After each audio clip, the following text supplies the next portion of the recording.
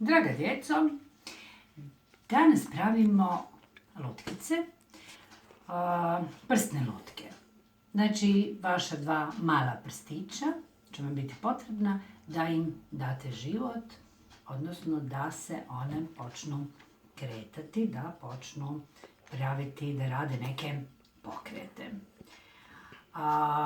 Ja ću vam sada pokazati kako možete napraviti neku od lutkica. Evo recimo jednu djevojčicu. Pa ćemo sada staviti ovako jedan krug.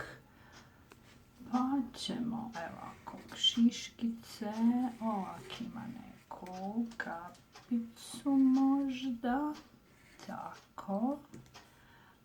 Pa onda ćemo joj ovak staviti da to bude njeno tijelo, ruke, eto ga. I ovdje ćemo staviti dvije ovako, to ćemo poslije izrezati, pokazat ću vam. I onda, znači možete napraviti, nacrtate, ne znam, evo djevojčicu, ja recimo kad joj sada obojim kapicu u crveno, jel? Onda ćete vi možda odmah pomisliti da bi to mogla biti crven kapica, ali ona može imati samo možda ovak jednu crvenu maramu i jednu zlatnu kosu, ova šiškica ovdje što joj viri, ovo možda može biti ona balerina, onaj plašt što nosi, jedna djevojčica zlatne kose, zlatokosa kada bježi od one zločeste vještice. Uglavnom vi nacrtate neki lik. Da li će to biti neka djevojčica, da li će to biti neka princeza, da li će dječaci možda željeti da nacrtaju nekog princa ili nekog razbojnika ili nekog dinosaurusa.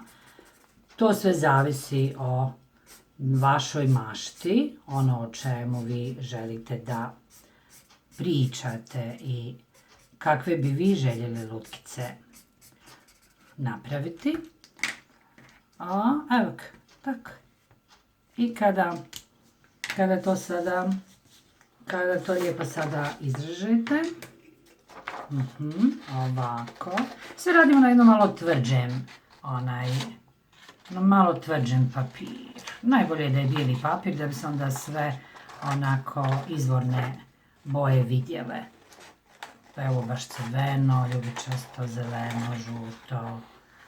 Znači da nije papir već u nekoj boji, crvenoj, plavoj, zelenoj, nego bijeli papir, kartonski. Možete posuditi onaj papir od bloka ako imate starijeg brata ili sestru.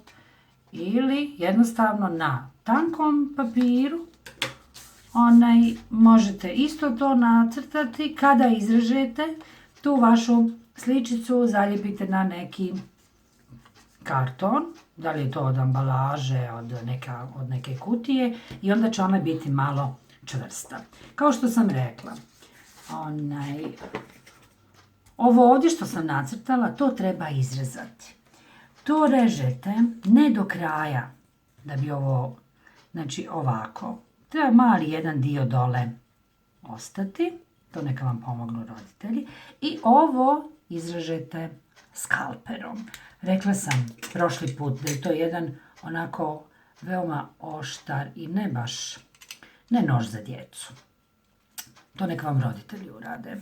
Znači skalperom, pošto iako i odrasli moraju biti pažljivi, bez obzira što smo kao mi odrasli, veliki sve znamo i mi moramo biti oprezni sa nekim opasnim stvarima. Tako, znači lagano, ostane nam ovaj jedan komadić dole, da ne bi sve izrezali. Onda nam to ne bi bilo dobro. Kad to izrežete, ovako, vidite. Evo. Ovo malo dole. Aha. I ovo savijete. Evo ga. I tako isto ova druga. Tako, znači bitno je da nacrtate jedan lik koji ćete izrezati. Evo ga. I mi smo dobili jednu djevojčicu. Vašim malim prstićima, vidite, moji su onako debeli. Ja bih voljela da imamo onako tanke, male prstiće. Evo ga. I naša djevojčica može da krene u šetnju, može da krene da priča priču. Sad ću ja nju negdje ovako. Negdje ću je staviti. Jel se vidi? Dobro. Evo ga jedan lovac. Pa onda jedna baka. A pričali smo o našem pokretnom pozorištu. Pa evo ga. Upravo naša scena nam može koristiti za razne priče. Evo baka. Evo ga lovac. O, pa šta, kakva je priča, nema vuka. Evo ga i vuk. Evo ga i vuk. Pa i vuka možemo smjestiti. Možda je ovo neki dobri vuk. I, kao što sam rekla, evo ga crvenkapica. Krenula crvenkapica iz kuće da posjeti baku. Ili ovo možda već ovdje bakina kuća. Evo, kao što sam rekla, možete napraviti različite životinje, različite likove. Pa imamo tu jednu macu, znači na isto. Nacrtate lik, izrežete, obojite, napravite ovdje dvije male rupice za dva vaša mala prstića. Aha, i može da krene priča. Ćao!